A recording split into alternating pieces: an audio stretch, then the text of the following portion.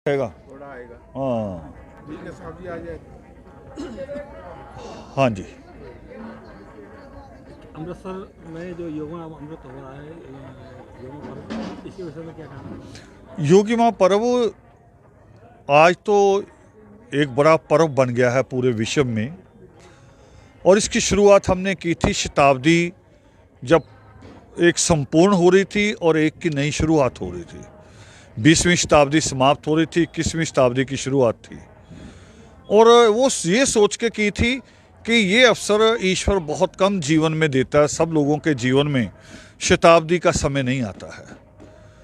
और उसके बाद फिर इसकी परंपरा बनाई गई, इसे अमृतसर लाया गया जहाँ पावन वाल्मीकि तीर्थ है, इस विषय के साथ, इस विचार के साथ कि पूरी दुनिया से लोग आते हैं जब, तो अगर पंजाब में या हरियाणा में कहीं एक जगह आते हैं तो वाल्मीकि तीर्थ से वो छूट सकते हैं।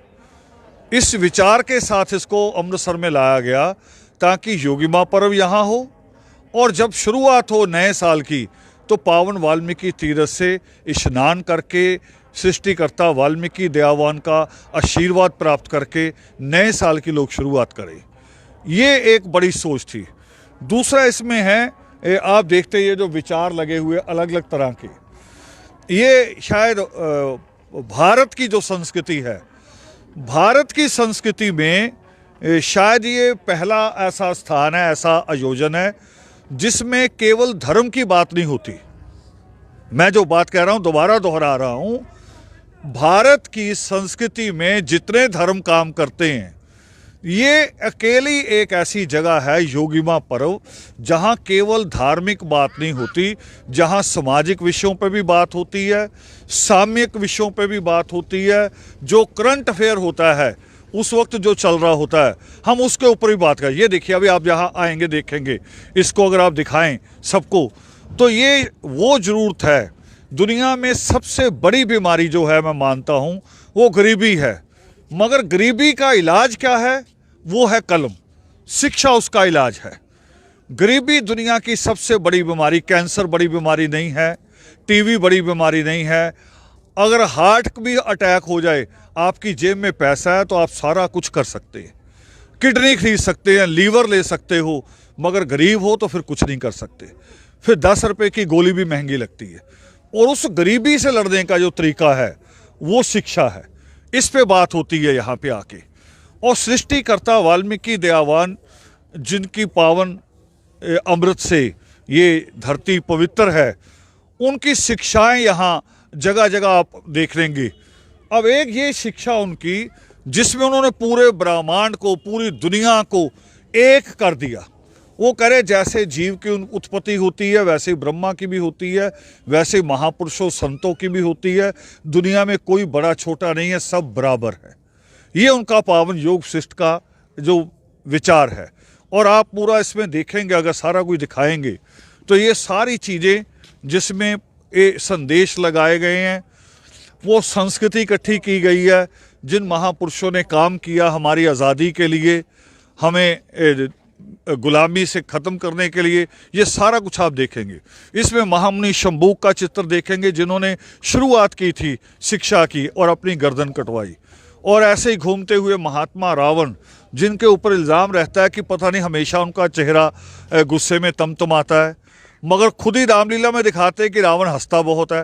हंसता तो वो आदमी जो टेंशन में ना हो, जो अहंकार और टेंशन में तो कभी हंसता ही नहीं है। तो ये सारे कल्चर आपको यहाँ देखने को मिलेंगे। मैं बीच में बात कर रहा था आपके साथ कि जो करंट इशू होते हैं, उस करंट इशू पे भी बात होती है हमारी। अभी देश में जो करंट इशू चल रहा है, उसको चाहे नागरिकता का कहे, चाहे दूसरे और जो चीज़ें साथ जोड़ दी हैं, एक नागरिकता रजिस्टर बनाने की बात कह दी है इन्होंने, वो सारी बातें जो कही हैं असल में तो वो संविधान के ऊपर अटैक है। बाबा साहब अम्बेडकर का वो संविधान जो पूरे देश को, देश के अलग अलग धर्मों को, मजहबों को इकट्ठा करता है, जिसने आज तक 70 साल में देश को टूटने नहीं दिया। जिस कॉन्स्टिट्यूशन ने, वो बाबा साहब भीमराव अम्बेडकर का दिया हुआ है। और अब की बार जो करंट इशू यही है हमारी नज़र में कि जो लोग हैं वो लोग जो जिनके बाप दादा यहाँ पैदा हुए, परदादा यहाँ पैदा हुए, आज अचानक उनके आगे सवाल खड़ा कर दिया कि आप अपनी नागरिकता शो कीजिए, आप बताइए आप देश में हैं कि नहीं हैं। ये बड़ी यानी आधार कार्ड बनने के बावजूद, लोगों के राशन कार्ड होने के बावजूद अब लोग दोबारा से अपनी कमाई खर्च करेंगे, धक्के खाएंगे और बहुत सारे लोगों के साथ नाजायज़ भी होगा। तो हमने उसी को ध्यान में रख के एक जवाब है हमारा उन बददिमाग लोगों के लिए जो नागरिकता पे सवाल उठा रहे हैं, जो बाबा साहब अम्बेडकर के संविधान के अंतर्गत प्रधानमंत्री बनते हैं, इसी संविधान के अंतर्गत गृह मंत्री बनते हैं और इसी संविधान को बदलने की बात करते हैं। तो हमने इसीलिए संविधान की प्रस्तावना प्रेम्बल को यहाँ लगाया है और आज जो हम अपने आने वाले मेहमानों को जो ट्रॉफी दे रहे हैं वो भी प्रेम्बल की दे रहे हैं कि आप राजनेता जो हैं, आपको जिस वोट से चुना जाता है, जिस प्रक्रिया से चुना जाता है, वो इसी संविधान की बाबा साहब अम्बेडकर की देन है। तो ये है एक पूरा योगिमा पर्व को अगर मिलाएं। एक योगिमा पर्व का एक दूसरा रूप और है कि मैं अभी कह रहा था कि पहला ऐसा आयोजन है धार्मिक जिसमें आप देखेंगे कि अलग अलग विषयों पे बात होती है। तो ये पहला आयोजन ऐसा भी है कि जिसमें देश की बड़ी बड़ी यूनिवर्सिटी से लोग आए हैं। एक ही ऐसा मंच है, नहीं तो संत आते मंचों पे केवल। हमारे यहाँ JNU से गोपाल गुरु जी, योगेंद्र यादव जी, अपूर्वानंद जी और बड़े लंदन की university Meena Dhanda, Columbia university से जहाँ से बाबा साहब अम्बेडकर ने पहला PhD किया, वहाँ से PhD करने वाले स्टूडेंट यहाँ आते हैं। तो ये भी देश का एक पहला ऐसा योग और कहीं नहीं होता जहाँ सारे विषयों पे बात हो, जहाँ पूरे देश के लोग हों और जहाँ अलग अलग यूनिवर्सिटी से लोग विद्वान इकट्ठे होते हों, राजनेता भी इकट्ठे होते हों और धर्म की बात भी हो। वो अकेला आयोजन है जिसको हम कहते हैं योगिमा पर्व। और आज यहाँ लोग पहुँच रहे हैं, हम उन सब लोगों का यहाँ पहुँचने पे स्वागत करते हैं। जय वाल्मीकि।